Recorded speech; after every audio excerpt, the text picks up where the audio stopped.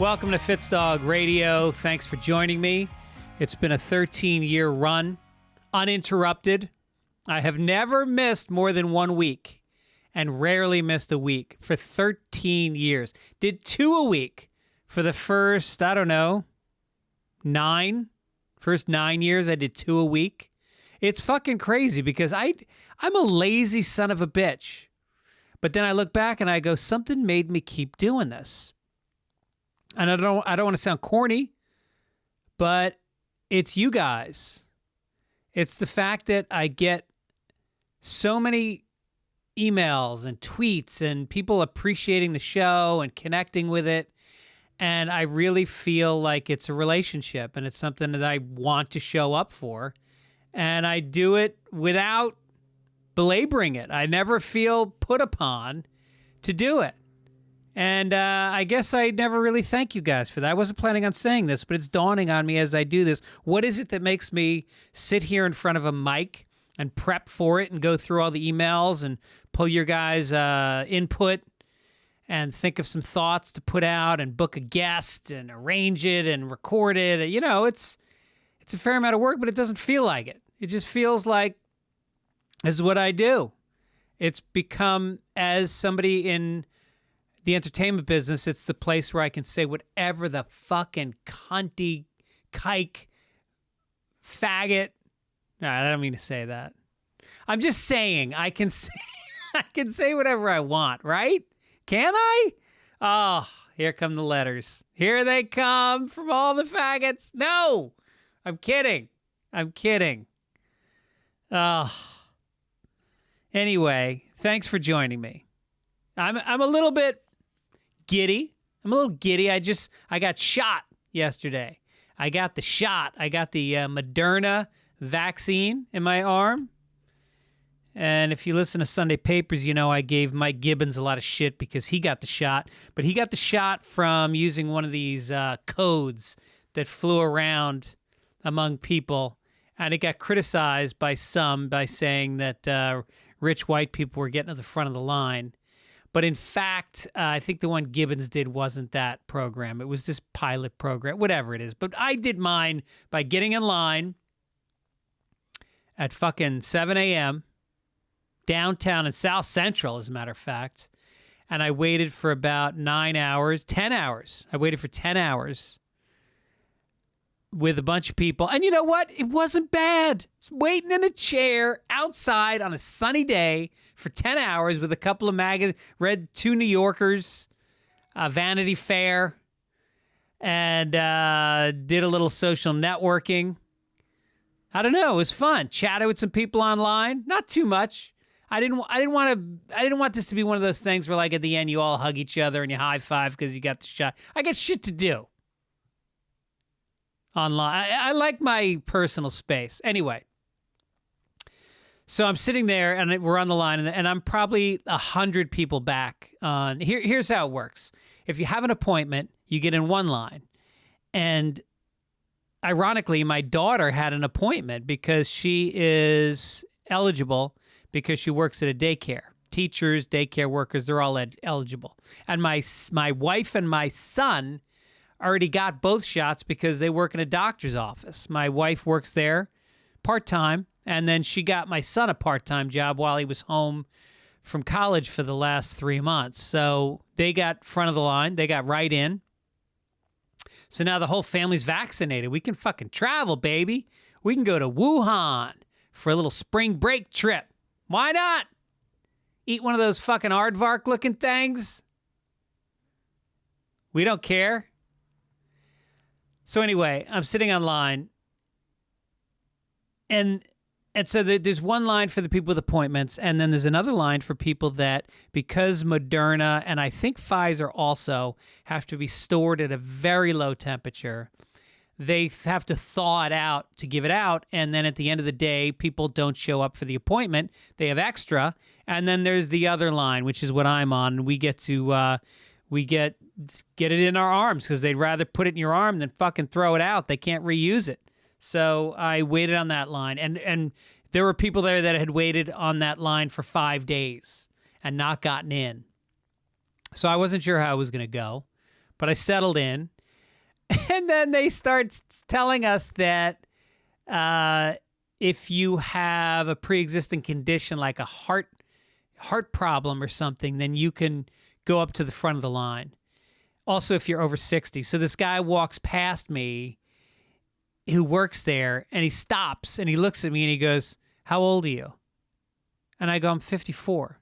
And he goes, "Oh, sorry." And he keeps walking. And I was like, fuck you, okay? I got a mask on. You can't see my face. You don't know how old I am. What are you looking at? The space between my hat, I got on a wool hat, and I got on a mask. All they can see is my eyes and the crow's feet. I got there's a crow beak coming out. It looks like a crow is trying to escape from my mask by clawing the sides of my eyes. And I guess that led him to believe I was an old man. Felt good. The worst part is there was I hadn't really bonded with people around me enough to joke about it. So we just kind of sat there uncomfortably. I made one joke, but there were yuppies behind me. They didn't get it. They're not my audience. They don't get context, irony, sarcasm. They were fucking West Coasters. I could tell. So then I go to take a piss. Somebody's like, "Yeah, there's a public bathroom over here. We're in South Central, and there's a park. And it's a lot of Latinos playing dominoes and some kind of tough kids, tough black kids skateboarding. It's kind of a weird makeshift skateboard park." So I go in the bathroom, and I should post the picture. I took a picture. It was unbelievable. It looked like a prison toilet if the prison had been abandoned and then homeless people had found out there was an abandoned prison and moved in there. There was just filthy, like, toilet paper with shit on it on the floor and piss all over, and it smelled. It was so fucking bad. And I let it rip. And then the yuppie couple, the girl she goes, "I got to go to the bathroom." I don't say a word because I want to see her reaction when she gets back. And so she comes back, and she goes, she was almost crying. She was like, I can't, I will not go. And he's like, "How bad is it?"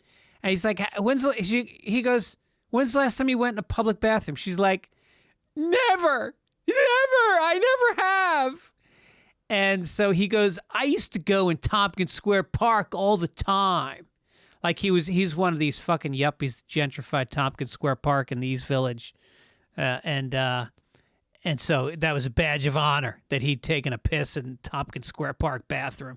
So anyway, she had to go. And so they fucking left. They got offline. And guess what? They would have got the shot. And they were the ones that told me that they had been there for like 5 days. But little fucking Muffy couldn't handle a little diarrhea on the walls. Step it up. Squeeze one out. You hang. You do a hang. You're not going to sit on the seat. You don't have to wipe it.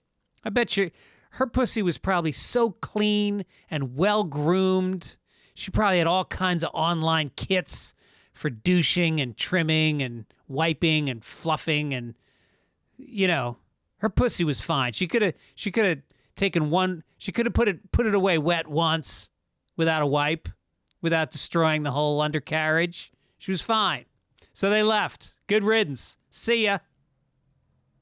They were in front of me, so it was one more spot ahead that I was. And then there was this beautiful transsexual woman who was two ahead of me. And she's a Latino woman who was about 5'11", huge rack. She went for it. When she changed, she changed, as David Bowie would say. And she went big fingernails, pretty face, and heels on top of it. Wore the heels online at a vaccination clinic. Got to respect the commitment. And she had this little dog, and she was throwing a ball for this fluffy dog, but she was there with her boyfriend, who is this gangbanger-looking dude. He had the shorts that weren't quite pants. They hadn't decided whether to be shorts or pants. Those gangbanger trousers. with the white sneakers, the brand new white sneakers, the brand new white T-shirt. And he was like, they were very sweet together. And they were very sweet with this soft little puppy. Like if you had to pick from 100 dogs for this couple to have, it would not have been a Maltese with teased out hair that looked like he'd been blown dried and cleaned in the last 12 hours.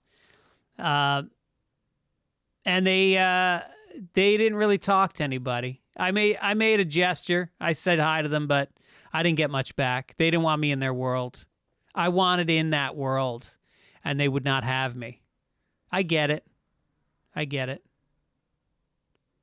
So anyway, so I posted that I'd gotten the shot on Instagram. Maybe if you follow me on Instagram, you saw it was just a simple picture of me in front of the hospital saying I got the shot, blah, blah, blah.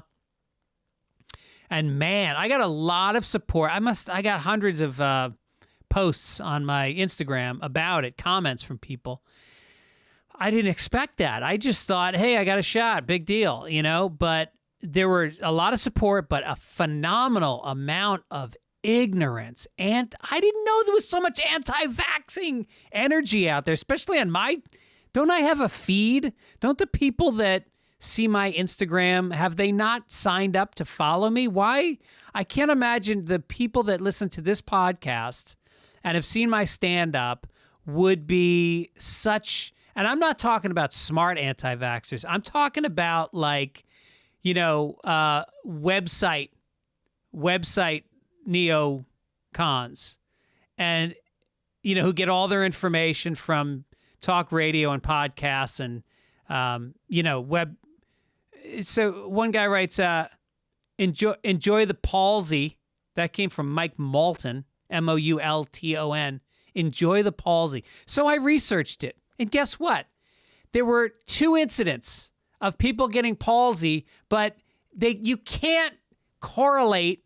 There were like 1,500 people that died of the 30 million that have gotten it. Now, the CDC, in full disclosure, puts that on their website. But they also explain that there is not necessarily a correlation between the shot and those deaths. Most of the people that are getting these shots are they are compromised. They are people in old folks' homes.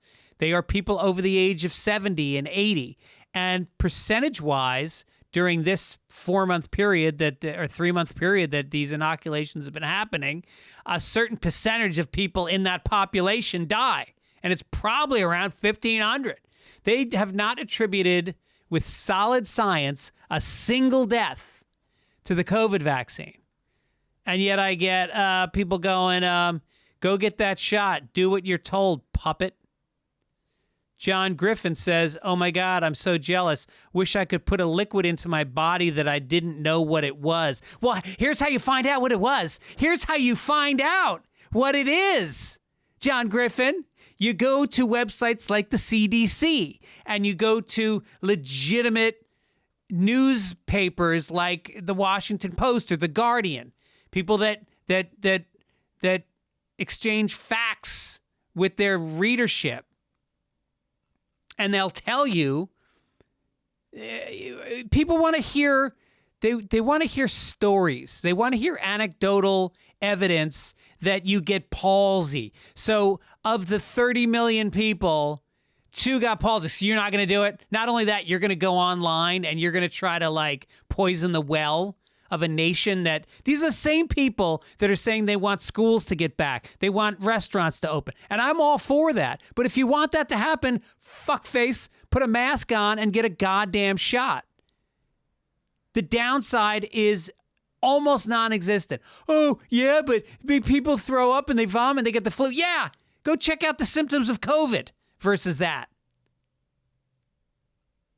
George Scher writes, bah, says the sheep as they get their shots. No. First of all, do you have any idea how many comments I got that made the sheep reference? So let me get this straight. You're basically co-opting a word or a metaphor that you've heard from somebody else, that you're repeating like a bunch of other people. You mean like a sheep does? It's not even your thought. And then luckily I got one from Effin' Pope 2.0, who I love. This guy always writes funny shit on my Instagram. He says, "You're crazy. It's a hoax. It will all be over by Easter 2020. It's going to disappear just as fast as it came, like Ebola." Thank you, the Effin' Pope 2.0. So, yeah, it really is a shame. I didn't know that it's all politics. Everything in our world is politics now. It's like, yes, we want the world to get back to normal again. So take the steps necessary. You can't have it both ways. I got some mail about Jessime Peluso, who is my last podcast. If you missed it, highly recommend you go back. She's really hilarious and interesting. It wasn't just her. You're great as well. It felt like you were really comfortable, plus honest and confident. I love that. Just one man's opinion to another. Peace. Then Toby said, "Just listen to that podcast, and she is a fantastic guest. Have her back." I don't know if you realized it, but you shit on Netflix and young comics getting stand-up specials on Netflix that aren't funny. About a minute later, she tells you that she has a Netflix special coming out. It made me laugh. Keep up the great work. Look forward to Sunday Papers. Let's do some nicknames. You know this, folks. We started talking about nicknames, and I solicited suggestions from you. Not suggestions, but the stories of your nickname. This one comes from Rob. He says, "My name was Meat Hands in middle school because I had a pencil that made my hands smell like meat. Must have been made of hickory or something."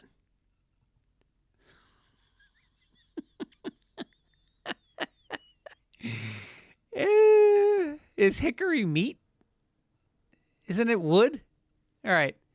So maybe don't use that pencil, Rob. Maybe ask your mother for a Ticonderoga #2, like every other kid in America. What are you, Little House on the Prairie with the fucking hickory pencil? Huh? Meat Hands? Ben Roundell said, "In 7th grade, a new kid showed up to our class, cooler than the rest of us, had a beanie and Nike sweatbands and a skateboard. I was scrawny, hit puberty a couple years early, and I had a mustache coming in. One day, in a group discussion, I made the mistake of knowing what a swastika was and what it represented. That sealed it for this kid. His name is Caleb. I knew about Nazis and had a mustache. For the next 2 years, I was referred to as Hitler." Wow. Can you imagine today if a kid had the nickname Hitler? The school administration would find out who coined the name. They would quarantine him. They would isolate him, water torture him, and then call his parents. It would be over. You can't call someone Hitler. But what a nickname as a kid. I hope he embraced it. You know? Just fucking cut the mustache. It depends on the Jewish population at your school. If they're there. If you don't have any, it's fine. But if there's one Jewish kid in the school, you can't have that. Hi, Greg. My maiden name is Martindale. Grew up in a tiny rural town in Idaho. The little boy next door was my nemesis. He would often point a BB gun at me and yell, "Get off my property, Marlowe, fart and smell." My blood would boil. My husband now affectionately calls me this on occasion, and I always laugh. Shout out to Weston Crane for being so creative with his nickname. How about that? Please come to Boise. We missed you because of COVID. Yes, I was supposed to go to Boise and do a show, but it was canceled because of COVID. Well, listen, fart and smell. I fucking love that. It smells like the opposite of a fabric freshener. Fart and smell. This guy's good. I asked you guys when I was in quarantine for some suggestions for movies and TV shows. I got this one from, I forgot to write down who sent it in. But here's some suggestions you may want to jump in on. Puberty Blues, 1981. Surf, Babes, and Rooting in Panel Vans. Iconic.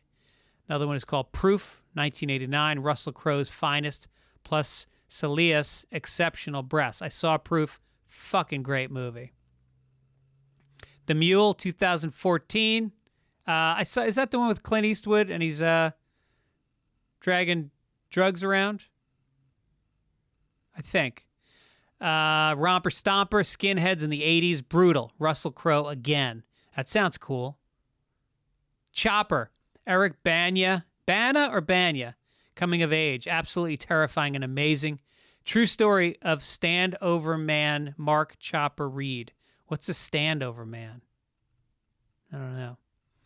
Okay, quickly, let's do some overheards. Matt O'Brien at the DMV heard an old man who was renewing his license look at his new photo and say, quote, uglier than catfish sin. Yeah, when you get that old, man, you can't pretend it's anything else. You don't want to look at pictures. It's you take the mirrors down at that age. Nobody needs to see the fucking uglier than catfish sin guy. Not even himself. Mark Z said, I work in a bar, and while walking over to clean an adjacent table, overheard two young women talking. One said to the other, in an upbeat but defeated mood, quote, I don't watch enough porn to know what he's talking about. Well, sweetie, get online. It's all there for you. Don't let the 2000 aughts and beyond. What are we in now? Don't let the 2020s leave you behind. Catch up. Finally, we're going to leave you with a say what. Say what? This is things that you've heard your ancestors say, your parents, your grandparents, older people. And this is from a woman says, I'm Japanese. My husband is Taiwanese. And I had an interesting lesson on a Chinese proverb when we first moved into our apartment several years ago. We had to invite his family over, including his 90-year-old grandmother, for a housewarming. During their visit, the grandmother insisted on using the bathroom. Before leaving, she proudly proclaimed that she had taken a dump in our bathroom and had been saving it for us all day. Then she quoted a Chinese proverb, which I guess translates to something like, quote, drop fertilizer in another person's field. She said she was fertilizing our apartment for us so that we would be blessed with fortune. Thank you for all the laughs. Quote, parentheses, and your consumption of Japanese porn. My pleasure, and thank your people for giving it to us. That is fucking fantastic. Is it possible the old lady took a dump, had an issue flushing? Maybe it wasn't going down. You know how sometimes it doesn't go down? You get a floater, keeps coming up. So she comes up with some crazy Chinese proverb to excuse it. I don't know. Or she's the funniest fucking Chinese lady of all time. Send yours in, fitzdog@gmail.com for all of your overheards, all of your nicknames. Send it in. Or go to the website, fitzdog.com. Send those in. Speaking of the website, you can get tickets to my upcoming shows. If you go there, I'm going to be back on the road March 25th through 27th. I'll be in Raleigh, North Carolina at Good Nights. It is called Good Nights. And then I will be in Philadelphia at Helium on April 22nd through the 24th. San Francisco coming up. Kansas City coming up. Go to the website. Do it. Join me. I will be fully vaccinated by the time I hit your town. I talk a lot about mental health issues on this show. I have been cursed with depression. I've dealt with it my whole life, and I've been lucky enough to find resources. There's a new resource that can help you if you're having trouble meeting your goals, difficulty with relationships, trouble sleeping, maybe you're feeling stressed and depressed. BetterHelp is available. It's basically a service that will get you in the right hands. And it's something that during this pandemic and in the aftermath, let's hope the aftermath, we all need to get back on our feet. And you can, if you're with the right person, it has changed my life having therapy. And the hardest thing about therapy sometimes is finding a therapist. It really is, because you're debilitated. Maybe you're depressed, you're anxious, whatever. And it's very hard to navigate websites and reach out to people and find it. BetterHelp makes it so easy. You don't have to sit in a waiting room, which is, for some people, they're self-conscious. They don't want to be judged. Why are you here? They feel like, oh, people are going to think I'm sick or I'm weak, or any of those stigmas we have in the Western world about therapy. So you don't need to deal with that. They send you, you get online, you fill out their forms, and they evaluate you, and they get you in the hands of somebody who is qualified for your specific disorder, or whatever you want to call it. They're all licensed professional therapists, and it happens in like a couple days, 2 days. You'll have somebody, and that person, if they don't work out, you get another person. No harm, no foul. You can reach out to these people as much as you want during the therapy, and they'll get right back to you. They work worldwide. So it's unbelievable. It's unbelievable. BetterHelp is committed to facilitating great therapeutic matches. If you don't have a lot of money, if times are hard, they will work with you, okay? So many people have been using BetterHelp that they've recruited counselors in all 50 states at this point. It's taken off. Millions of people are using it. So do it. Get involved. Can't recommend it highly enough. They're very highly rated, and blah, blah, blah. All right. This podcast is sponsored by BetterHelp, and Fitzdog radio listeners get 10% off their first month at betterhelp.com/Fitzdog. Visit betterhelp.com/Fitzdog and join the over 1 million people who have taken charge of their mental health with the help of an experienced BetterHelp professional. All right, let's get to it. My guest today, holy shit. Sometimes I feel really lucky. I just feel like I've lived a life where I've been doing stand-up for 30 years, and I have connected and made friendships with some of the most brilliant, not just brilliant, funny comedians, but people that have character, people that represent something and have respect for comedy in a way that not everybody does. And my guest today, who I spoke with yesterday, is one of these people. He's got a new special, or not a new special, but it's called Thanks for Risking Your Life. It came out during the pandemic. He's just one of the greats.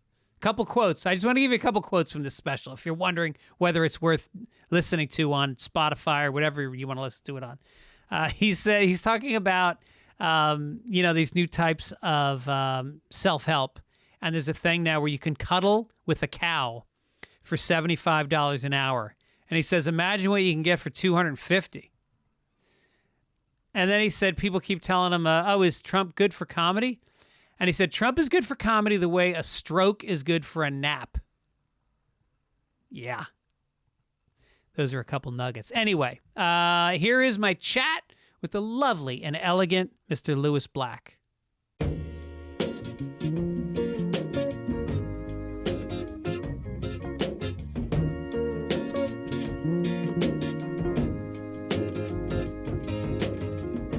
I'd like to welcome my guest now to the show. You know him from the Weather Channel, Mr. Louis Black. How did you get that gig? I mean, was a lot of guys up for that? I had one, brief moment on the Weather Channel, 100 years ago, because I did that joke about Al Roker. What was the joke? Don't ask me to remember.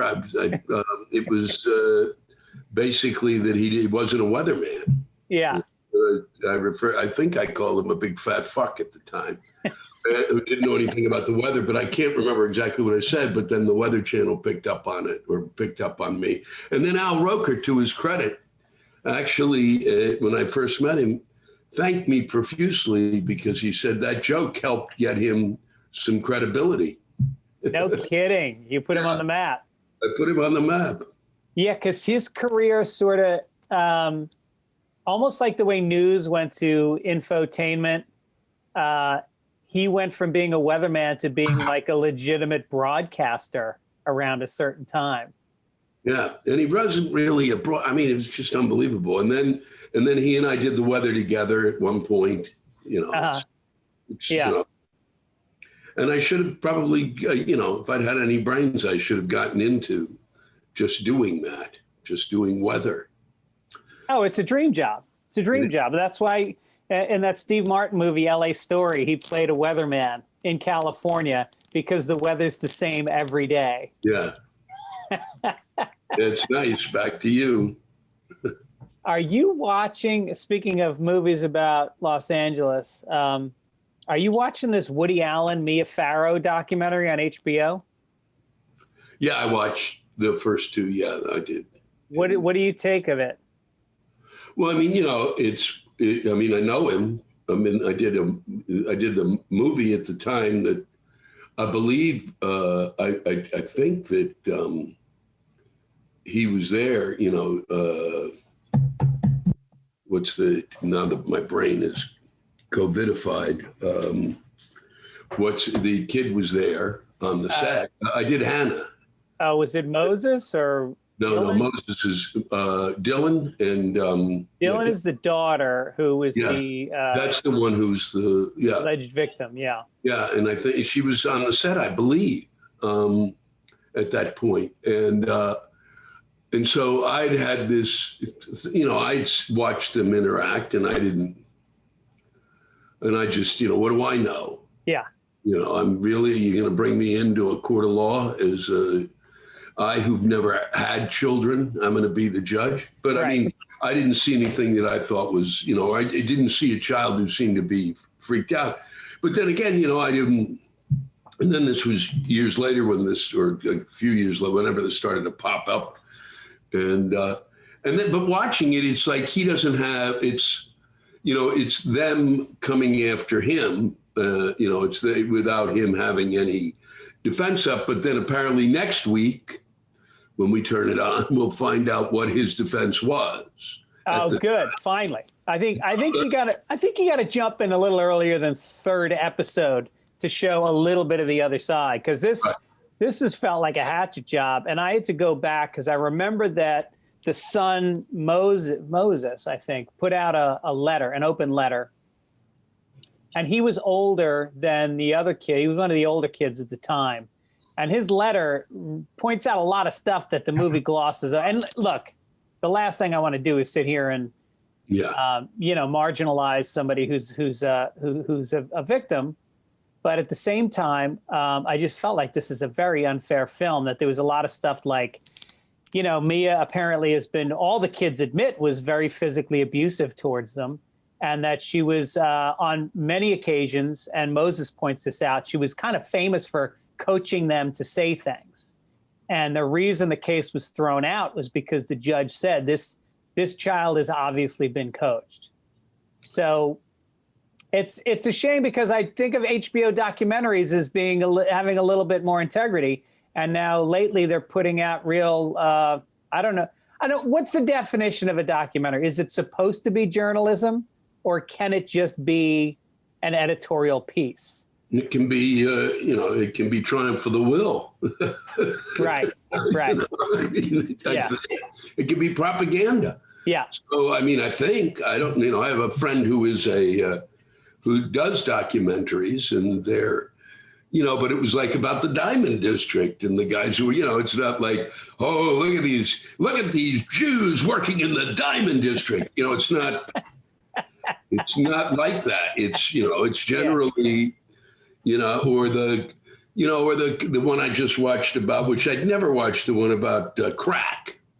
That'll give you an idea of where I'm at. It's like, oh, good. Boy, let's catch up on crack. And that one is all about, and that kind of, sometimes they're historical, but next week it essentially gives, like, that he got out in front of it with legal stuff and da-da-da-da. And it's, and then again, it's like, you don't want to marginalize. And I had actually taught, excuse me, I taught one of the daughters later on, a daughter who was, I believe, either adopted or came into the family later on, up at Williamstown. Right. And I don't really want to go into that, but I've talked about it before, and with friends, because I don't really, think it's fair to her. But, she talked about the family and stuff. Right. But what I can say is, because of the because of the balance of it. He's obviously, I dealt with him the first time I met him, very strange. My audition for Hannah was, walked into a building down in the 40s or the 50s. He came out, there was a big living room or, kind of an area or sitting room. It was, not an office, but some sort of a space, the door open. He came into the hallway, shook my hand like this, and then maybe I'll see you. And that was that. No shit. And all he did, this was for Hannah, and all he really did, I think, was want to see what I look like. Because Juliet Taylor, who is the genius of Woody in some respects in terms of the casting, right, had cast me. And if you look at that opening or that sequence of what is supposed to be Saturday Night Live, where we're walking through, there's it's me, it's it's John Turturro, I think, is in it. My friend Rusty McGee is in it. They're like 5 actors that it was their first shot at it. And so, but he was very odd. And then she, it turns out, gave she was calling to Williamstown. But she was calling as if she was the daughter, or she was writing emails to Williamstown asking about certain things, but asking as if she was the daughter. Right. If the kid asking. Right. But it was her asking. Yeah. Yeah. And then they found out along the way that no, it was her because of some mix up that she mixed up her emails, and you kind of go, well, come on, this is a little nutty. Yeah. Yeah. So, and then, just to kind of put the end of this nonsense, we'll go longer so you can edit some of this stuff out. But it's like it's like the thing about these kind of podcasts when I'm talking to a friend is like, oh, well, let's catch up on this shit. Yeah, right. So I actually know some things about, so I said to her after Williamstown, which she didn't seem to enjoy the experience, except she did comedy. That was what I taught the experience of stand-up. Right. Where I got kids after a week to get up and do 3 to 5 minutes. Uh-huh. And you really watched her change on stage. It was really extraordinary. But she said at the end, I was talking to her at the end, and I said, what are you going to do next? Do you like doing theater? She said, no, I really don't like this. And I said, well, good. What are you going to do next? And she was having to go to the Humana Theater in Louisville to work there as an intern. And I said, well, you shouldn't. If you don't want to do that, get out of it. Right. That's like at least this is summer and it's kind of goofy fun and stuff like that. Now you're going to theater prison. Yeah. Right. Yeah. They're doing Shakespeare in the South, which is always a little dangerous. Yeah. So when you balance those kind of moments that I've experienced with I know from her and that, you kind of go, ooh, nutty nuts. Yeah. So. Right. So let's talk about your last special, which I listened to when it came out back in, it was like literally, because I remember I had a gig booked on March 15th. Right. With Mark Krantz. Mark Krantz was bringing me in to do this St. Patrick's Day show out in Long Island.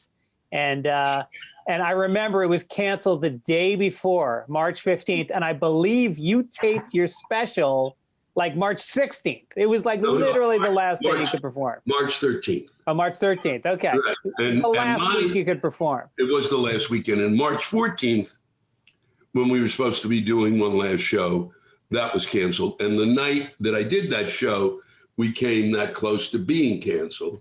Yeah. But we were at an Indian casino, so they really weren't governed by the state. The state wasn't sure what they were going to do yet. And it's not like a sensitive issue that a white man would bring a virus into an Indian. But it was also the Indian going, okay, white man, come on in, and give us your money and go ahead and give each other the virus.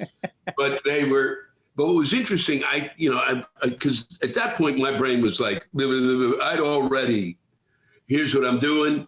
I'd already read all this stuff. My friend Kathleen Madigan, you know Kathleen. Of course, yeah. Kathleen and I had already kind of, like for days, had been discussing, because she was on the road too. What do you think? We'd read all this stuff. I was like, fucking, we both like, fuck this. We're going, we're high. Right. Enough of this bullshit. These people are crazy. And until they know stuff. So it really was, and I debated whether you do that show, but they were already sold out. They were already in the casino. Right. Next to each other. So it's like, I'm not wandering around in the casino. I'm wandering around watching them like from a distance and going, oh boy, no, I'm going to go hide. But, you're in the safest place was being on stage at that point. And we did it with 1,000 people facing you, expelling breath in your direction. Yeah, that's a safe spot. But except you're on stage. So you're there was like a long way back between me and that. There was a moat between me and them. And it was, I have 2 cameras every night that are on.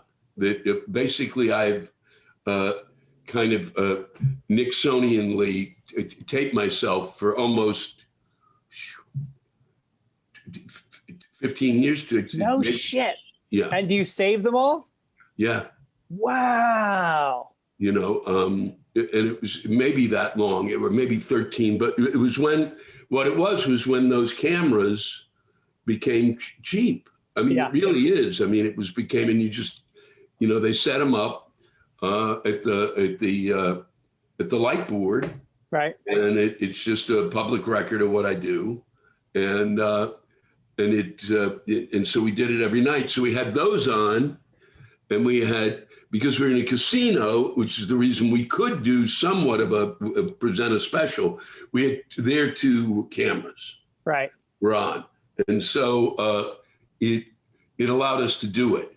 And we debated, and then they did a cut of it. And I went, well, in some way we had a guy, a director and an editor who I thought did a great job. And it created something that I thought, there were 2 things that were interesting about it. One was the day it was done, because I don't think anybody did, there's nothing else done that literally moments to go in the game. Right. No, it had that energy. It felt like you kind of knew this might be it for a long time. Yeah. There was like, I think the way you were talking about the virus, and you were kind of prescient about some of the stuff about trusting scientists versus this becoming political. Yeah. And there was pretty showing signs of that. Yeah. And so then it was that. And it was the fact that it was the way we filmed it, because Netflix wouldn't take the fucking thing. All those guys who Netflix, yada, yada, nobody would take it as a special because it didn't have all the bells and whistles. Right. It didn't have all the gloss. Yeah. But I thought what it did have, and it showed, was something I hadn't seen.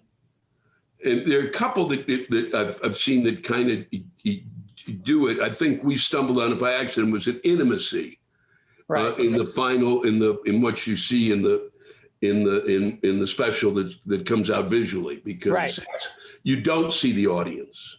Right. And a lot of comics that I know who saw it, maybe and even watched, said, that was the best part of the thing. You don't have that big kind of like, oh, look at them, they're laughing shit.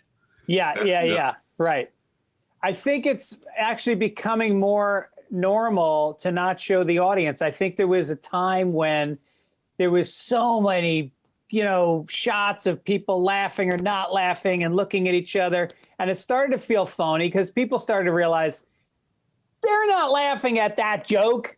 They shot this audience and they're pasting together like a collage, and they're trying to match this level of laughter. And I think it started to become, I think people have become more savvy about comedy, and they really just want the content.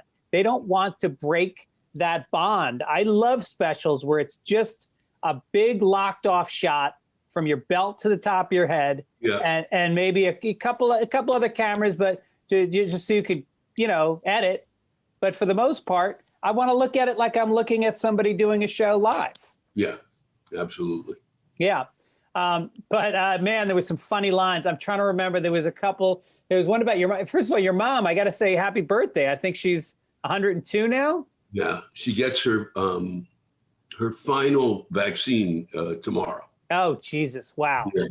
And you had a line in there about how she's getting smaller and smaller. She may not die, but she might disappear. Yeah. She is. It's pretty remarkable. And that she survived. My father passed away at 101. Yeah. And that she survived after that is unheard of. But a lot of it has to do, she's got a great caregiver group. Yeah, that's great. And you said you might be a lizard. Yeah. Certainly. There's a real shot at that. Yeah. So, and did you say in that she lives near you in New York? Her health care? No. I'd shown her a place that's literally where I'm talking to you from is a block away. Right. On 10th Avenue. That's been there forever. And she went down there and she said, if we lived that close to each other, within a month, one of us would be dead. Yeah, Jews are supposed to flee. Their parents, their whatever country they're living in. There's a certain regularity of fleeing involved with being Jewish. So where does she live? She lives in Maryland. That's where I was from originally.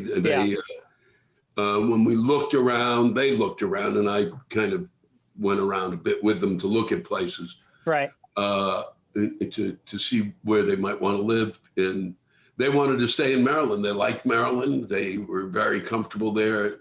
They found a place where my father could continue to drive because he didn't have to go on the highway. Yeah. There were a bunch of back roads that he could, get on. And so, there was parking there. It was unbelievable. They moved in. It was the other thing in that thing. They moved in at 83, and my mother's the last one. Yeah. Who moved in initially. How late into life did he drive? He drove until he was 95, 96, and didn't really want to. My mother kept pushing him. He was done. Yeah, you want to stop just short of vehicular manslaughter. But he was having, exactly. No, he was having starting to hit in the parking lot. He was going, I'm done. Yeah. Right. Now, that's the thing about buying. I bought a car off this guy. His father had driven the car until he was 90, and it was a 69 Bel Air. And I remember, and it had this, the engine was like a 427, and it was about 21 feet long. And it had so many dents on. And, those cars, they're steel. It's like, I remember Jay Leno had a joke about he had a car like that. And he's like, you have a head-on collision in a car like that. You just hose down the dashboard, get back in, and keep driving. And it was like that. And this guy had felt his way around for a couple of years in that car. And how long have you been out in LA for a while, right? Yeah, 22 years. Yeah, 22 years. But I was always back in New York a lot because I would come in and do Howard Stern a lot. So I was in like once every 3 months for about 12 years. I would come in, and then I would end up staying for a week or two and run around and do spots at the Cellar and Stand Up New York and Caroline's, and I miss it. I really do. Like I've never felt connected out here. I can't say I haven't been happy. I've got a lot of good friends, and obviously there's a lot that LA offers, but it doesn't offer roots. I've never felt like my kids are going to grow up here and feel the kind of thing that you feel when you grow up on the East Coast. And I don't know what it is. I think it's maybe people feel like they're here for their pot of gold and then they're going to leave. So they don't commit in the same way. Like, look at you. You've been in New York for most of your life. Well, about now, yeah, most of it actually. And in the same neighborhood, right? You're like a Hell's Kitchen guy. Yeah, I moved around. Initially, it was the East Village, then Brooklyn for a bit. Okay. Or before Brooklyn was Brooklyn, and then it was really in here and then I've been here for 30 some odd years. In the same apartment? No, I've moved around. Yeah. Moved around Hell's Kitchen. You have. Yeah. Yeah. So, but I found my problem with LA was always that there was no there. There's no center. Yeah, right. There just is not a neighbor. There may be some neighborhoods I've noticed, but and folks that I know live there, you like their neighborhood, but generally, they're just never. That's the problem to me with Los Angeles, as opposed to like even when from Silver Spring where I was, it was a little bit like that, but then it even created a center way before LA did, and then you had Washington. If you didn't have a center, but you still had Washington was the center. Yeah. No, it's true, because if you think about downtown, that's really Hollywood for most people. You're talking about like going to restaurants and clubs and all that, but then the actual downtown isn't that big. It's not that much bigger than, like a Detroit in terms of, the number of people that are working in offices every day. And so I have been in Venice Beach for the whole time, and Venice really is a neighborhood. Oh, have you really? Oh, that's nice. Yeah. I have friends. That was where my first friend who moved out there. My first friend, one of the first guy I knew who moved out there, kind of, as an actor. Yeah. He was in Venice. Yeah, and it's nice. It's nice, and it is like New York. People complain about all these people now. They came out here and they moved into Venice, and then they immediately started these neighborhood groups where they complain about the homeless people. It's like, no, they've been here for a century. You don't get to come in here and then impose your new aesthetic of like, this should be Santa Monica. I want a big fence, and no, there's people, and you know what you do? You help them out. You buy them a sandwich. Maybe you work at a soup kitchen. You don't try to push them out of the neighborhood. It's really fucking gross, because there's a reason why there's a lot of artists in Venice, and it's the same reason there were artists in the East Village until they got pushed out, and then Brooklyn until they got pushed out. And it's starting to happen here. It's getting to where housing prices are unaffordable. All the working artists are moving out. Yeah, it's crazy. And here it's madness, and it doesn't seem to, and there's some effect, because of this. But it's amazing to me that this all happened, and it didn't really affect real estate. How is that possible? Right. It's just extraordinary. Yeah.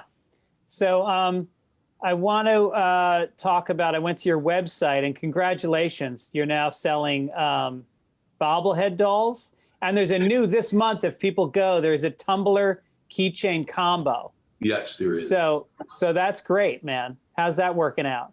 That has been going I've had a merch thing for years. And the black market, they call it. The black market, but what it does, it supports 3 people who basically run my website. Uh-huh. So what it does is it generates the money to run the website. Right. It's advertising, which has fallen into a pit otherwise. Right. Because where do you advertise? Because the one bitch that I would always have when I was on the road was, I'd be appearing at a theater, go to the restaurant across the street, and the person, the host at the restaurant, my name would be up. Right. You could look through the window, and sitting there was the weekly, paper, whatever was their weekly thing. And my face was on it, and the person would turn to me and go, "God, what are you doing here? I'm a big fan." So it was that kind of thing. It provided that, and it provided a link with the fans. Yeah. But also the bobblehead I get no money. The bobblehead, all that money goes to charity. Well, it's nice shit. It's a massive seller. And Yeah. It's phenomenal. It raises a remarkable amount of money. People love the fact that this fucking idiotic bobblehead swears. I know, it's got like 5 funny things that it says. It's hilarious.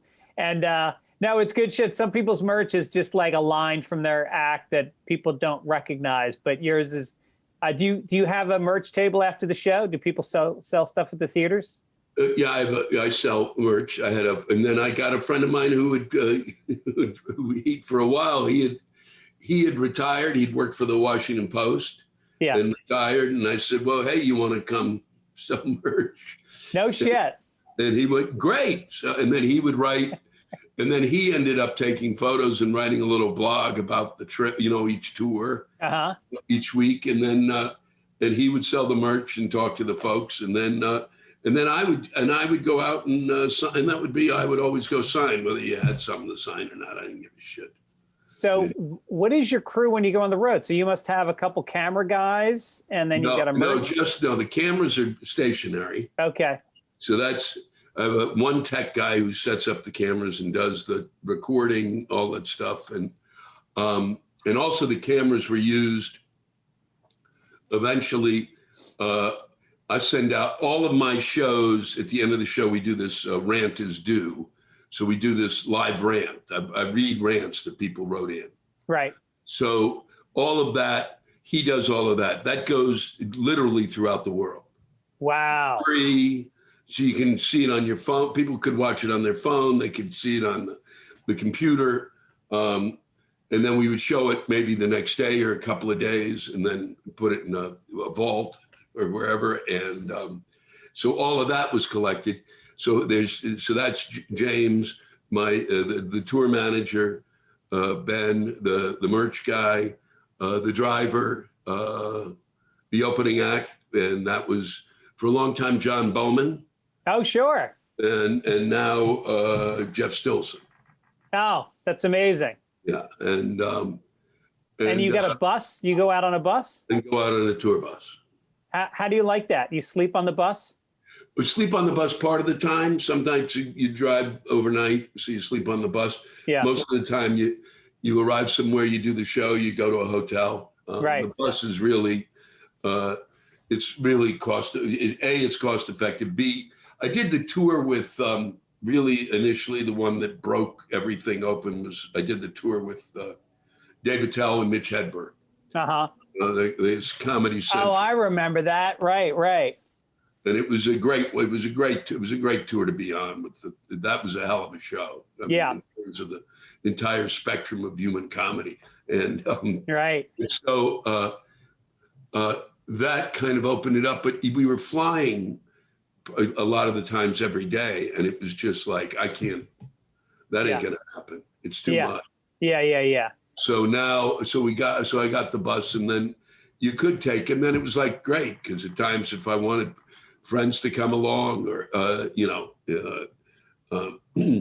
when Kathleen and I toured Canada 1 year together, we did from the west to the east. Right. Her and a couple of people, we all got on together and took it that way. So it was great. That's been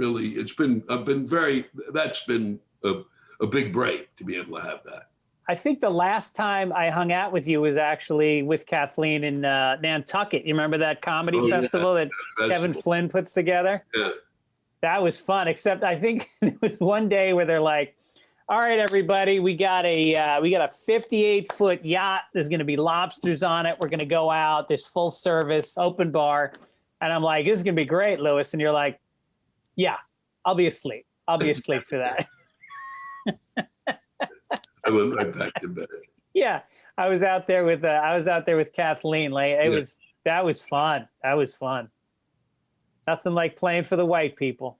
Yeah, it was very white. I said it's it was where the Nantucket is the place where the preppy gene was actually born.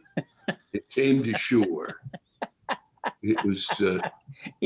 It crawled out of the water wearing pink pants and a lime green shirt.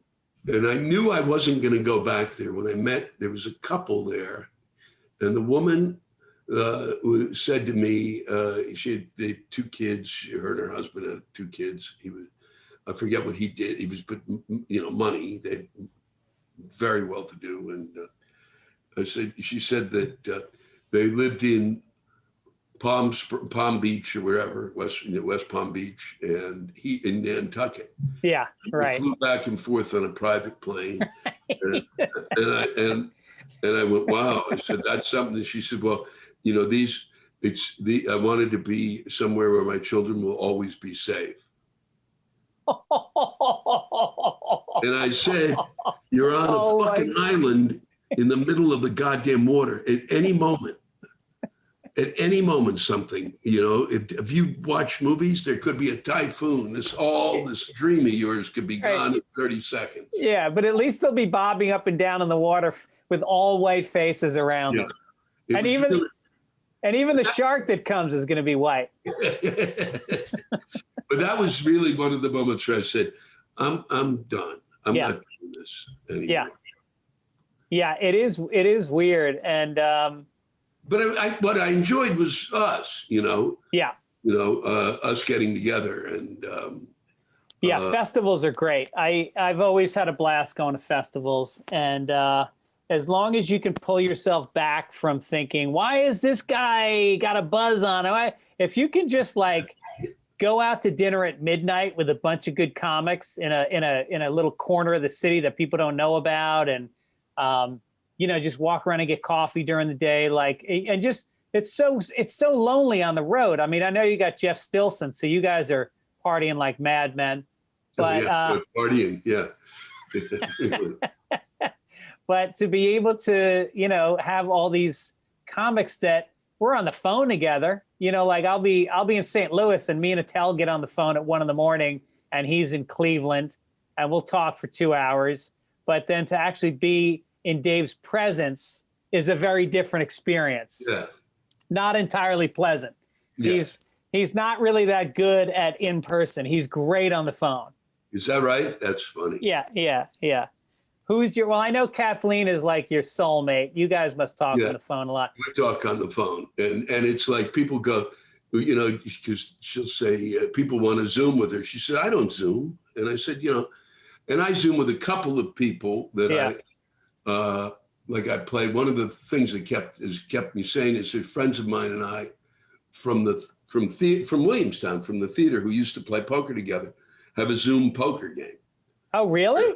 And one of my friend's kids set up a thing so we could play poker. So it's essentially, you know, it's a table and they butted it, and we, on one side we're playing the cards, on the other side we see each other and talk, and it works? Yeah, it works great. No shit. Yeah. What's the name of the program?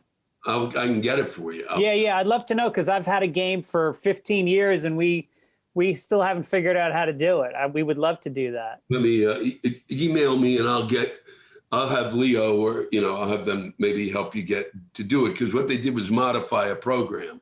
Okay. And it's great. Yeah. You know, and you have the money and it works. I mean, it just is, it's, you know, it's really been, it's, you know, we do it once a week sometimes. And then it's like, once football went off, we went, fuck, let's do it on the week. You know, we'll do it twice a week. Yeah, right. And you play with real money? Yeah. Oh, I love it. I love it. That's great. We play with PayPal and all that. And it's fun. And it's like, none of us give a shit about the money. We just want to see the money is an excuse to see each other. Yeah, so, exactly. But it's like Kathleen and I don't need to say, we're better off. We've talked so long on the phone. I don't need to see Kathleen to talk to Kathleen. Yeah, right. You know, the other get together, I was thinking about getting ready for this. I was thinking about a show that we did, and this is back when, I mean, people don't realize how long you were around before you got huge. Yeah. How many years you logged where you were just a journeyman comic. You were a guy that was, you know, well-known, extremely well-respected, funny as anybody, but it wasn't until the Back in Black thing on Comedy Central that you really became a guy doing theaters. Yeah. But at the time when you were still in that middle zone, and they booked the shows, Mark Krantz used to book these shows for retired old folks homes, like hospitals out in Long Island. Yeah. And he sent us out there. It was a van, and it was me, you, Wanda Sykes, Ray Romano, Yeah. and Colin Quinn. And we all just went out and we're playing to a room of hospital beds with IV drips. Nobody's laughing, except we're all laughing at each other because it's so bad. Yeah, no, those were good. It was fun. I did a bunch of really. There are a lot of those that were just great. It's when I learned. It's where you learned everything. Right. Everything. You know, it was like we played it. You know, those rooms that we played together a ton. I mean, it's a ton of nights that you and I were fucking on the. You know, at one of the comic strip or the hoo-ha. You know. Right. Playing those rooms, and that was. I mean, I'll never forget I had all this material that I'd done. I worked at this place, the West Bank, and kind of been doing stand up there, but not really as a, you know, it wasn't a comic. I was really not even just doing it for fun. And then with Rusty McGee, right? Wasn't he working with you? Yeah. And then I went over to Catch, and it was the first night I worked Catch was Rosie opened. Rosie was the host, but it was Colin. Not Colin. It was Dennis Leary, Kevin Meaney. It was and Mario Cantone and me. Killers. And so we were all together for a while. We performed together. And I remember I had a bit about smoking, and I was going to use that night. And it was a bit that I'd used at the West Bank, and Dennis had his bit about smoking. And Dennis Leary got up and did his smoking bit. And I went, well, fuck, that's a better smoking bit than my smoking bit. Yeah. And it's fuck my smoking bit. And I didn't even feel jealous. I just thought, God damn, what a good bit. Well, good. I don't need to do that. I didn't even like it that much. Now I hated it. Yeah. So, but that was it. It was kind of, and then you. So you're saying Bill Hicks's smoking bit was better than your bit?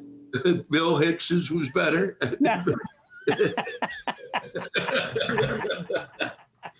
But Dennis's, but all of them, I learned from Dennis. I learned from Kevin and Mary. Who was funny? You know, Kevin Meaney was like one of my best friends. We grew up together. He was older than me, but we grew up in the same town.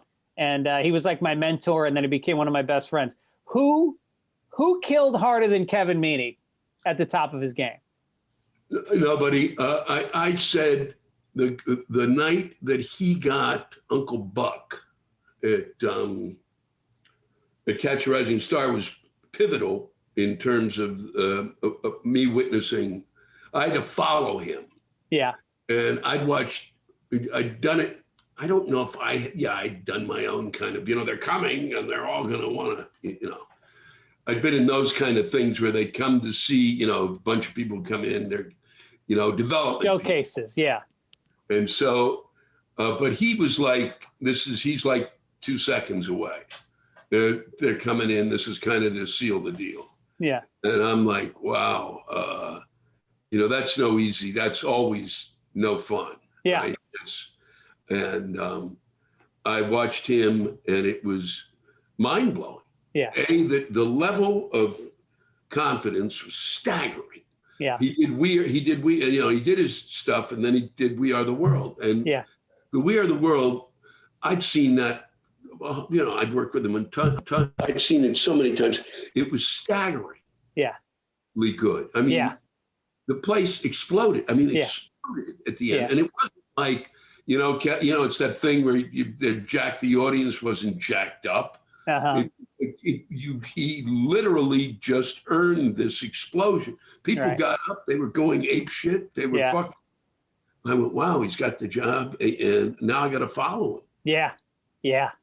And I walked on stage, and it was one of the great lessons of my life. I just said, there is no reason for me to say anything to you until you're ready to hear it.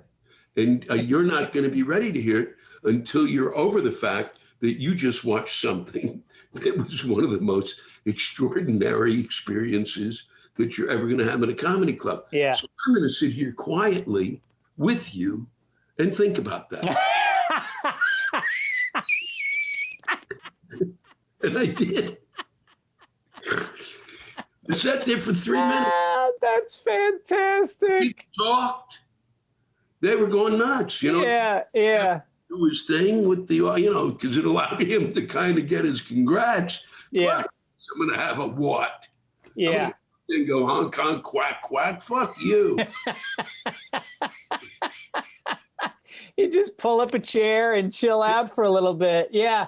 And the thing was, it wasn't just the closing bit. If he didn't have that closing bit, it was still a standing ovation. And then you throw that on top of it, and you're right. Nobody should ever have to follow that. That was insane. Yeah. I always like to play a game with my guests called Rank 'em. I'm going to give you 3 names, and you're going to rank them. Mm-hmm. Carlin, Lenny Bruce, Dick Gregory. Wow. How do you do that? In any way you want. Now, this doesn't mean there's one way to rank them. You can do it by fucking shoe size. It's up to you. Wow.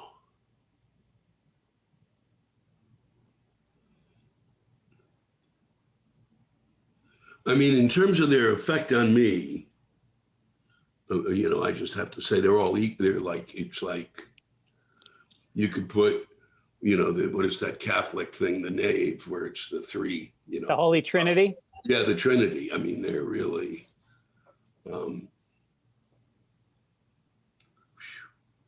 in terms of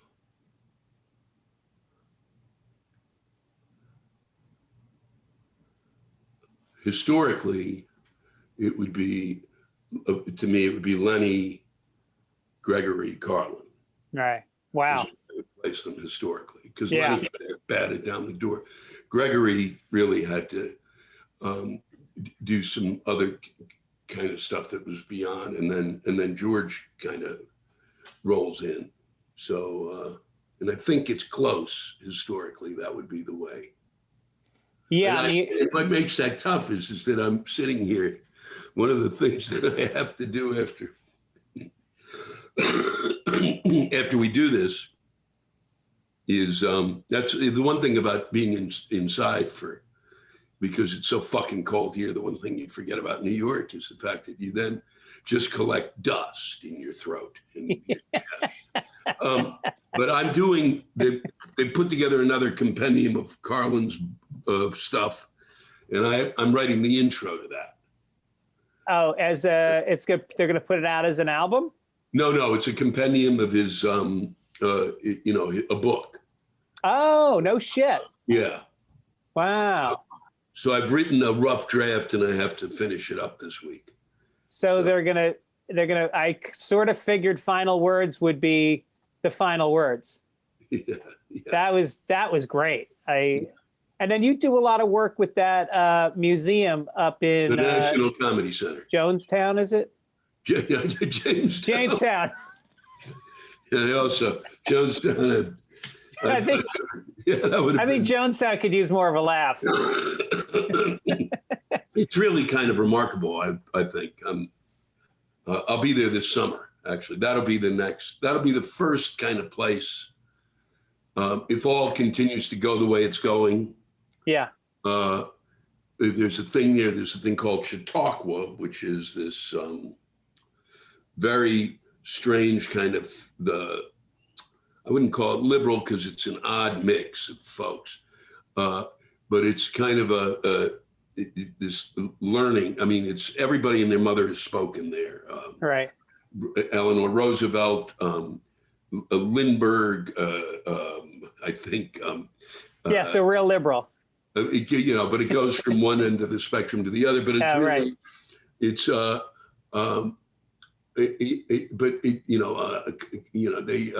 and then they do like a week of East-West relations. They do like a full-on stuff, and then they bring in people to yoga and all these things. And people come in and it's right by this lake, and it's kind of, and there's every week they have a week and you know, devoted to all sorts of things. And every other year, starting, I guess, 4 or 5 years ago, they had a week devoted to comedy, and they're doing it again this year. So I'll be there for that. Yeah. But I go every awesome. year. I go every year back there and do a little something, except for last year. And but that's also just down the road from the Comedy Center, so they do it in together. After 100 years, you have to realize I gave I was the first one to really give a speech about comedy to the folks at this place. Comedy had never been discussed there. Right. I said, 100 years, you fuckers finally figured, you went, oh yeah, there's laughter. Yeah, right. You know? Now there's suddenly been like cultural significance has suddenly been assigned to stand-up comedy after it has like broken through more, it has brought new thought to more people than any other medium, starting with Will Rogers and, even the Marx Brothers, they were saying something. Charlie Chaplin was saying something, but like now they're kind of looking at it in a different way. Yeah. And it was really, so so we'll do something this summer. I'm not sure what, but the museum, or really the center, which is really you've not been there. No. You really would be astounded.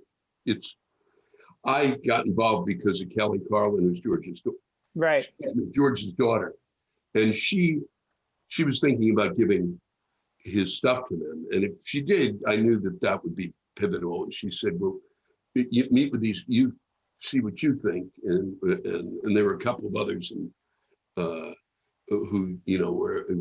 were looking at him, who were talking to him, and I just went, if they do 60% of what they say, 50%, they're already ahead of the curve. I think that what they're shooting to do is what I would.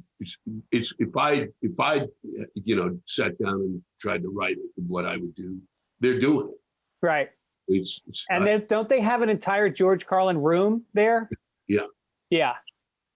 They have a room that is big enough for like 6, 7, 8 people to stand in, maybe 10, 12. And on both sides, they've got these a video where you kind of watch them develop a bit. They have a screen where he would do these little notes to himself, these little note cards. They pop up on the screen. And that's so cool. For an hour and just go boom, boom, boom. And then in all sorts of, there's like 4 different ways to view them. Yeah. There are all sorts of articles about him. It's just, there's also, you can put, he was busted for the 7 words you can't say on, you can't say on television. Yeah. And radio. He was busted in Milwaukee. That bus, they have a recording of, you can put on the headphones, you can listen to the bus. No kidding. Wow, that's cool. So the thing is it's really interactive. Yeah. I'd say 75% of it is interactive. Yeah, I was supposed to go there. Unbelievable. I was supposed to go there a couple summers ago. I was going to do my podcast from there because I think they're starting to do more podcasting during. Yeah, they do that. Yeah. And then it didn't work out for some reason. I have a quote, and if I can't get the million, I can't leave LA. But I'll tell you, everyone I brought there, of my friends who were all pricks, and not all in the world of comedy, but a lot of them in theater have all been like, you got to be kidding me. Yeah. They've been, and I went the first time. And I went, oh, great. Oh, this is great. People really like this. This would be good for, civilians. And then so I kind of went through 2 or 3 times as they were building it. And kind of, what do I think? I think this. And they had ideas, and then they kept scaling back and they kept figuring shit out. They got one table where that you can do just stuff with how to, it's sound effect stuff. Uh-huh. They have a script stuff, a table with scripts. Oh, really? Wow. That go back to that go back to vaudeville. No shit. Yeah. Wow. And it's under, it's on, what do you call it? It's visual. It's not, you don't touch it. It's all you you're just looking at it, and you can flip the pages. It's film, it's TV, it's everything. Wow, so cool. It's really cartoons, animation. Pixar is going to put in some stuff there, I think. Disney will. It's really. But it's just been over. But for me, it was. I went back. Eventually, when I could go there and spend time there and walk around and. Yeah, my first thought is I want to take my kids there. They need to see all of that. That would be amazing for them. Well, the kids love it. Yeah. It turns out they have it, but I ended up walking around going, "Fuck, this is, fuck." I didn't know. Fuck, this is great. I mean, I sat and watched clips of movies for like an hour. They got a board that goes on forever where it's just influences. So you pick somebody you like, and then point to somewhere else, and then it shows you who influenced them and then who they influenced. That's a great idea. It's extraordinary. Yeah. I mean, and then there's a place you can sit down, and it's this couch area, and it just makes fart noises. I mean, it's really. So the kids love it. Kids love it. All right, I got to check it out. All right, listen, I'll let you go. It's so great hanging out, man. It's really good to see you. I'm glad. By the way, how are you spending this year? You're probably the most prolific comic that I know in terms of putting out new albums. You got your podcast that people should check out. It's called Rantcast. Yeah, come out once a week. It comes out once a week. Yeah. You go to lewisblack.com and you can track it through that. And it's really what it is in the end. It's its claim to fame, as far as I'm concerned, is that one thing it's kept me. I've had no desire to do Zoom comedy. Yeah, no, I had no desire. Let's go to an outdoor. No, I don't. I'm not that psychotic. Okay, I miss it, but I'm not lying around going, oh God, do they still love me? No. No, what I do though what I do know and remember is I know because of the Daily Show and doing those rants that I've read for people for years now, for six years on stage, I know how to make those funny. I don't need an audience for that. Right. That I know how to tune into. And so that's really what's kept me somewhat sane and hooked back up to comedy in that sense. And then it's really a show, if people listen, that I kind of do a thing at the beginning where I talk about whatever happened last week, which is usually, and it's been driving me nuts because to me, it's not as funny as the fucking stuff I'm getting. Well, because nothing's happening last week. It's a fucking pandemic. Yeah, exactly. And also, I'm one of those people to go, well, how come I'm not doing it? Because I need an audience. Even Gaffigan has said, which kind of struck me, he said, I need the audience to know what the funny is. I desperately do. They're the ones who help me write punchlines. Yeah. And you know that. Right. So, I mean, I can write some jokes, but unless I can have the thought and then start doing it in front of me, oh, that's where we're going. Yeah. So to me, it's a show written by my audience. And nobody has that. No one. That's amazing. What a great idea.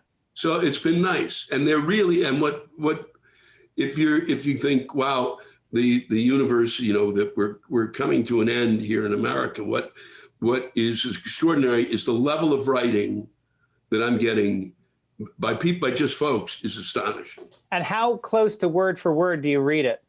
Pretty, almost, I do it is almost 97%. No shit. Wow, that's amazing. Yeah, I don't fuck with what they send me. Yeah, good for you. Also, you've got a show out now called Devil May Care. I think you did I did a thing for the sci-fi. It's an animation where I play this character. It's not it's a thing I did. I have no idea. I haven't seen it yet. It's their animation, and I'll be back on SpongeBob as Santa for the third time. Oh, that's great. That's great. And your tour dates, you're going to start up again. Now, are these still valid? April 16th in Nashville. Is that happening? No. Oh, I got some old your website. No. Your website still has some old dates. No, that's psychotic. So they should just go see you on West 46th Street between 1 and 2. You're getting a buttered roll and some coffee. Yes, down at the Smilers, and we can say hello. No, I'm not. I don't see it until I might do something up at Jamestown. I might do something there because I'm comfortable. Yeah. But it'd be like, which I hate doing, but it'd be with really a bunch of notes and stuff, just fucking around. Right. And then I don't really see starting up again until maybe late October. All right. Well, I'm sure you'll have a lot of new shit by then. By then, it's going to be, we all. And, I can't tell you how much fun it was to see you. Yeah, it's good to see you too, man. I'm so happy to spend an hour talking to you. Yeah, and if you want to come back, I've got nothing but time. Oh, fantastic. Okay, I'll take you up on that. Please do, because seriously, it's. I think and I'd like to ask you some stuff. So yeah. All right. Sounds good. Okay. All right. Take care, Louis. Take care. All right. Bye.